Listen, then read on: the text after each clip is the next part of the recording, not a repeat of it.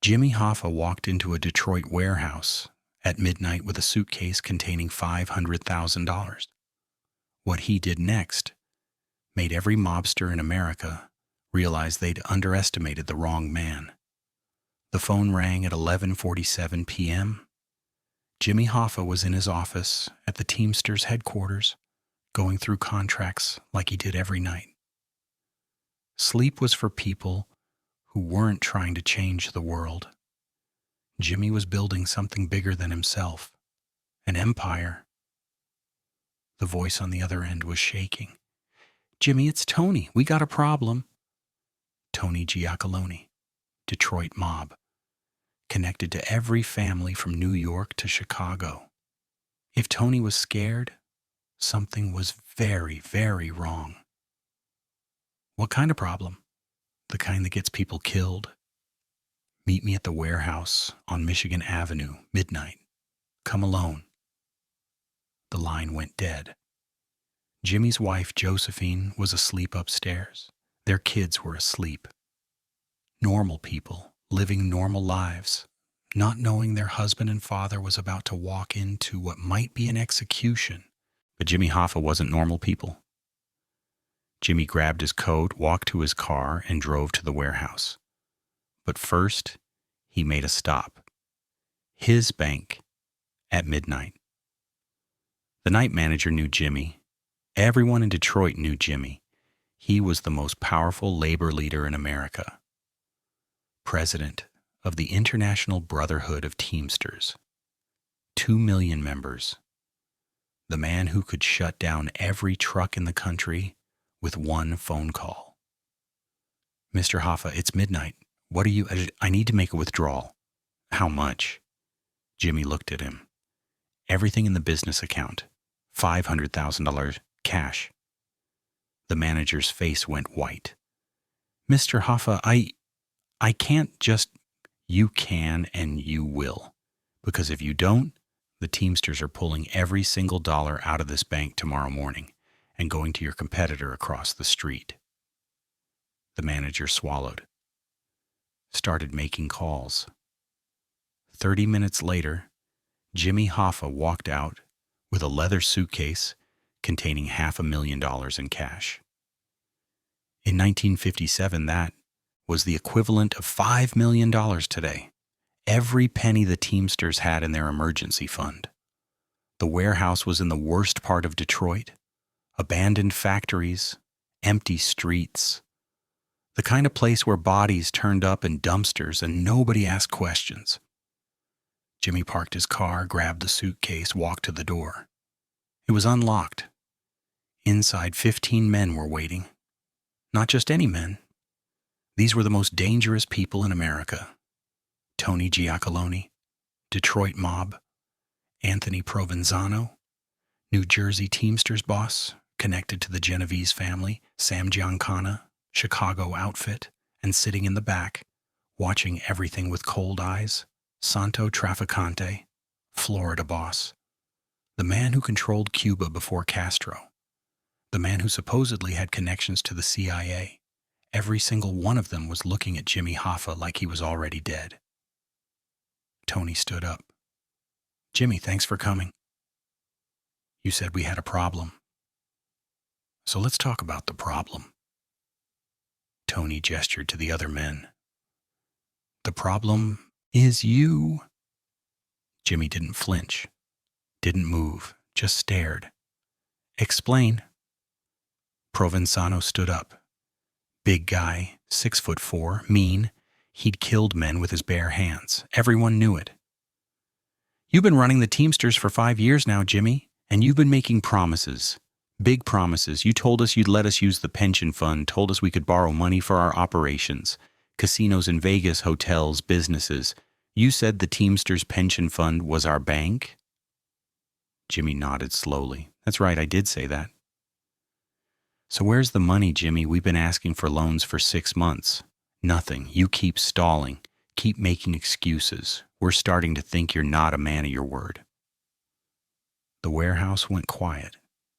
This was it. The moment Jimmy knew was coming. Because here's what people don't understand about Jimmy Hoffa.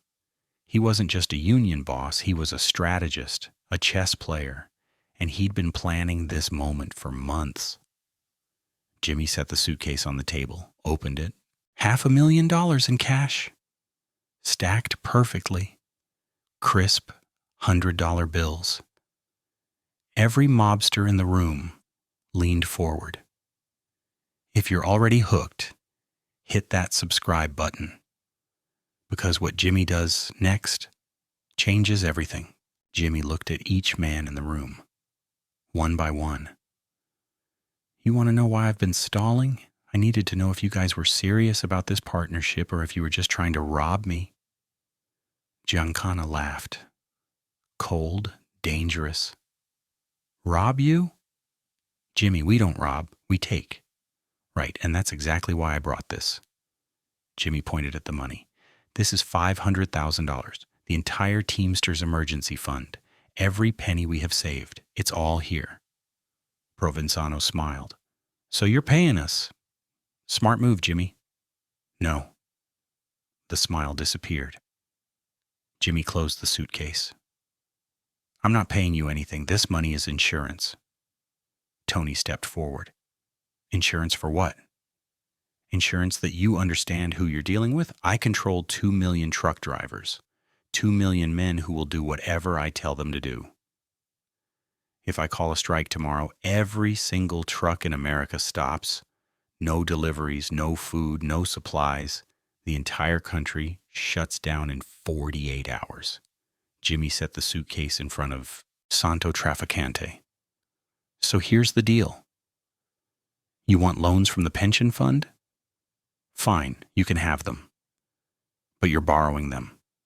With interest, legal interest, documented, because the moment you try to rob the Teamsters, I shut down every truck in every city where you do business. Your casinos get no supplies. Your restaurants get no food. Your construction projects stop cold. The warehouse was silent. Trafficante looked at the suitcase, then at Jimmy. You brought $500,000 to threaten us? No. I brought $500,000 to show you I'm not afraid. Jimmy opened the suitcase again. I'm going to walk out of here with all of it. And none of you are going to stop me. Because if you do, if you rob me, if you kill me, the Teamsters will strike tomorrow, every city, every state. And every newspaper in America will know that Jimmy Hoffa was murdered by the mob the same night he withdrew $500,000. Jimmy looked at Tony. The FBI is watching you. The government is looking for any excuse to take you down. The moment I disappear, you're the first person they're coming for, and that money proves you had motive. Tony's face went red, but he didn't move. Jimmy closed the suitcase, started walking toward the door. Nobody moved. Jimmy got to the door, turned around. You want loans from the pension fund? Starting next week, you can apply, officially. We'll loan you money for casinos, hotels, whatever you want. But it's documented, legal, clean. Because I'm not going to prison for you. Provenzano stood up. Who the hell do you think you are? Jimmy didn't blink. I'm Jimmy Hoffa. And I just walked into a room with 15 killers, showed them $500,000, told them they can't have it, and now I'm walking out with all of it. Jimmy walked out of the warehouse, got in his car, drove home, and not one of those mobsters followed him. According to people close to Jimmy, he never told anyone about that night. Not his wife, not his closest advisors. The only reason we know this story is because years later, one of the men in that warehouse told his lawyer what happened. And that lawyer told the story after everyone involved was dead. Some say it happened exactly like this. Some say it's a legend that grew over time. But everyone who knew Jimmy Hoffa agrees on one thing. It sounds exactly like something he would do. The next morning, Jimmy got a call. Santo Trafficante. Jimmy, that was impressive last night. I meant every word. I know. That's why I'm calling. We want to make a deal. A real deal. I'm listening. You set up a system, a legal system where we can borrow money from the pension fund. We pay interest. We pay it back. Everything documented, everything clean. You protect us from scrutiny, and we protect you from other problems. What kind of other problems? The kind that happen to labor leaders who get too powerful, where the government starts investigating, where accidents happen, where people disappear? Jimmy understood. So you want to be partners. We want to be allies. You get what you want. Control of the Teamsters, power, money. We get what we want. Access to capital, legitimate businesses. Everybody wins. Jimmy thought about it. What's the interest rate? Whatever the going rate is. We're not trying to rob you, Jimmy. We're trying to build something. Okay, deal. But I run the Teamsters. Not you, not anyone else. Me. You want money? You come to me. You ask. You don't demand. You don't threaten. You treat me like a partner, not like an employee. Trafficante laughed. Jimmy, after last night, nobody's going to treat you like an employee. And they didn't. From 1957 to 1975, Jimmy Hoffa loaned hundreds of millions of dollars from the Teamsters pension fund to the mob, built casinos in Las Vegas, hotels, golf courses, legitimate businesses that made everyone rich. The mob got their money, Jimmy got his power. But there was a cost. The FBI knew. J. Edgar Hoover hated Jimmy Hoffa, thought he was corrupt, dangerous, too powerful. Started investigating the Teamsters in 1958.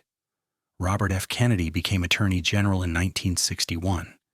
Made it his personal mission to take down Jimmy Hoffa. For years, they tried. Wiretaps, surveillance, witnesses. They threw everything at Jimmy. And Jimmy fought back. He had the best lawyers money could buy. He had political connections. He had 2 million Teamsters who would vote however he told them to vote. But in 1964, Jimmy made a mistake. He was convicted of jury tampering, sentenced to 13 years in prison. Jimmy fought the conviction for 3 years. Appeals, motions, everything. But in 1967, Jimmy Hoffa went to prison, and from prison, Jimmy still ran the Teamsters, still made decisions, still had power. But the mob started getting nervous because Jimmy knew everything, every loan, every deal, every secret. And if Jimmy ever decided to cooperate with the government, if he ever decided to testify, he could bring down every major crime family in America. In 1971, President Richard Nixon commuted Jimmy's sentence. Jimmy got out of prison with one condition. He couldn't hold union office until 1980. Jimmy agreed. But he didn't follow the rules. Jimmy started trying to regain control of the Teamsters, started making moves, started meeting with mob bosses, and the mob started to worry. What if Jimmy testified? What if he made a deal? On July 30th, 1975, Jimmy Hoffa drove to a restaurant in Detroit to meet with Tony Giacalone and Anthony Provenzano. He was never seen again. Jimmy Hoffa disappeared? No body, no evidence, no witnesses. Just gone. The FBI investigated for decades, dug up fields, searched buildings, interviewed hundreds of people. Nothing. But here's what everyone knows. Jimmy Hoffa was killed by the mob. The same people he'd done business with for 20 years. The same people he'd made rich. Because Jimmy knew too much, and dead men don't testify. But here's the thing people forget about Jimmy Hoffa. That night in the warehouse, October the 13th, 1957. Jimmy walked into a room with 15 killers, told them no, showed them $500,000, and walked out alive. He changed the rules, changed the game. For 20 years, Jimmy Hoffa was the most powerful labor leader in American history. Built the Teamsters into an empire. Made millionaires out of truck drivers. made billionaires out of mobsters. And yeah, he paid for it. But for 20 years, Jimmy Hoffa was untouchable. Real power isn't about being the loudest. Real power is about being necessary. Jimmy Hoffa made himself necessary.